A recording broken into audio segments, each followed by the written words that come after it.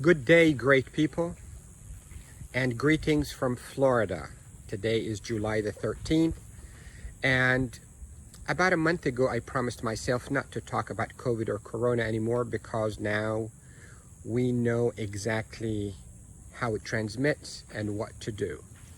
Unfortunately, we are seeing a logarithmic increase in cases, significant increase in hospitalizations and mortality. And as an individual, to protect yourself from the transmission of disease to you, and also stop the chain of transmission of the virus here and there, the four major elements that you need to do are hand washing, don't touch your face, wear a mask, and most importantly, social distancing. And it depends on how much you believe in those and how much you fear for yourself and close loved ones to you. You will practice those in the most extreme or in the most lax. So I'm not going to touch on those. I'm not going to detail on those. But what I'm going to do is I want you as an individual, you as a human, you as a patient, you as a citizen, you as a human on the face of this earth, on a few things you can do to improve your immunity. There are 5 things that have been well documentation to support that if you do them, you will boost and improve your immunity. Number 1, good sleep. Sleep has been essential for rest, but it's also, now we know very well, that is essential in the well-being of humans regarding blood pressure, diabetes, metabolic syndrome, obesity, mood, thoughts, as well as immunity.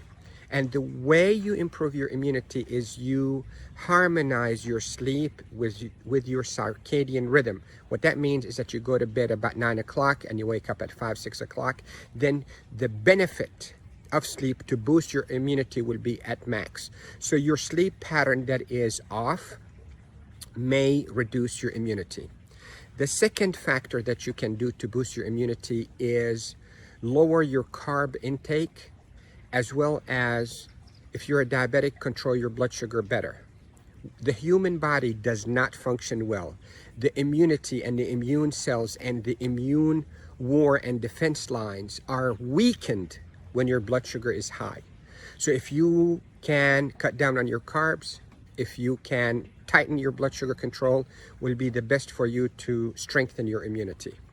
And this has been also documented, so it's not an opinion, and it's not a politician or a news anchor's advice. This is medicine. This is a medical advice from physicians and the medical community. Thing number 3 that you can do to improve your immunity. We have known very well that vitamin D and adequate vitamin D are essential in boosting your immunity, especially immunity for viruses and especially for lung immunity. And again, this is documented. This is the medical community. This is not news anchors and not politicians. So if you have the ability to have your vitamin D level in your blood checked, go ahead and have it checked. If you can take supplement to boost it up to a range at least above 35 or 40, go ahead and do it.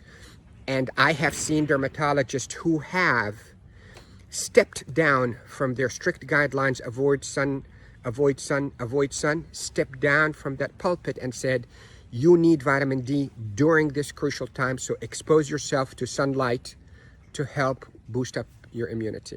So these are 3 things: good sleep, good blood sugar control or low caloric diet, and vitamin D. 4th essential piece of information is 1/3 of our immune system lives in our gastrointestinal tract on the lining of the intestines and specifically the colon.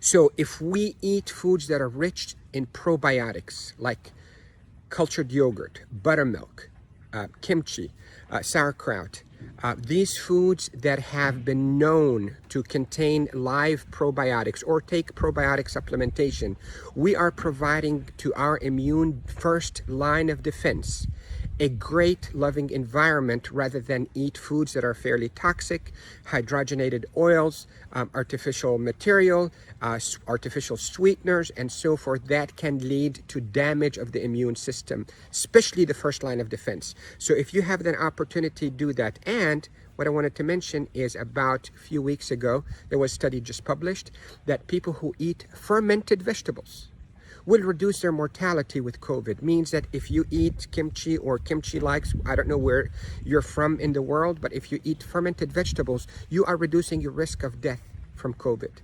So that's the fourth thing. The fifth, last but not least, exercise. I'm not asking you to start to run a marathon or to do a triathlon. Do exercise within what your body allow and capable of doing. If you're 70 years old and all what you can do is walk around the block, that's all what you need. And if you're 18 or 20 or 25 and you can walk 10 miles, walk 10 miles. So need to do what you can do to help your body with exercise and improve your immunity.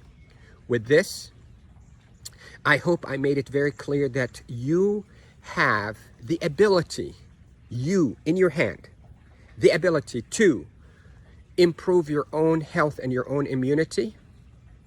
And you have in your hands and you're in your ability to protect yourself from viruses coming at you, and God forbid if you become infected, from transmitting the virus further.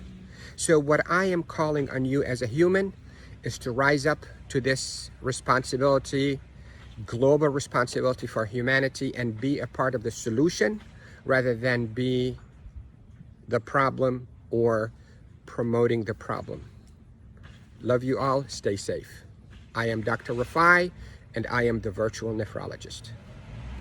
To learn more about kidney disease, visit us on the web at thevirtualnephrologist.com.